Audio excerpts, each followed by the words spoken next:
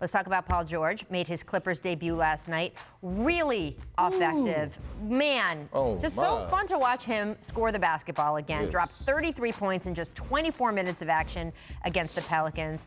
Well, not as strong on defense. The Clippers lost. Kawhi didn't play. But, Perk, what were your takeaways from PG's debut? I was very impressed. Although we all know that when you play against the Pelicans, you could go for your career night because they suck on the defensive end.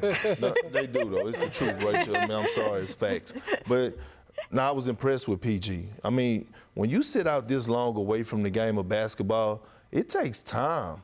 And for him to come in last night and put on this type of performance, I was very impressed. You know what this spoke values. You know what this told me last night? It says that while he was hurt, he worked his tail off. That means he stayed in the lab. That means he was making sure he was getting his shots up, working on the court with his coaches, and he put in the work and it paid off. I was very impressed by this performance last night. Yeah, he was out of sorts defensively. He was not quite in the rotations. He was a little on his heels a little bit defensively. And, you know, he hasn't been working with the starters in practice. Doc didn't want to do that because he didn't want to set him back, which was interesting. But I think that is going to contribute to a slower start.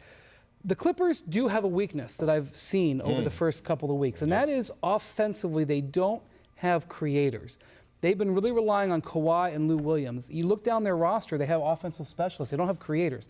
So getting Paul George back and getting Paul George, who was the dynamic shooter that he was last year in Oklahoma City, which he definitely showed out of the gates last night, that is very exciting. I know Paul George will come around defensively. I was very encouraged. And could he have played before last night? Probably. Right. They had the luxury of going slow because they know what kind of team they have, and I think that going slow will pay off as he goes into this transition. You have to remember that he had both shoulders like hanging by a thread for the last few months of last season and played through all of that. All of that. So he hasn't really been right or been himself in months. We saw it with the MVP race. He was cooking and then just basically dropped off when he had the shoulder issues. So it's going to take a little time to get back to it, but 33 points is a nice way to work yourself back in. Congratulations, Paul. I know it's been a long road.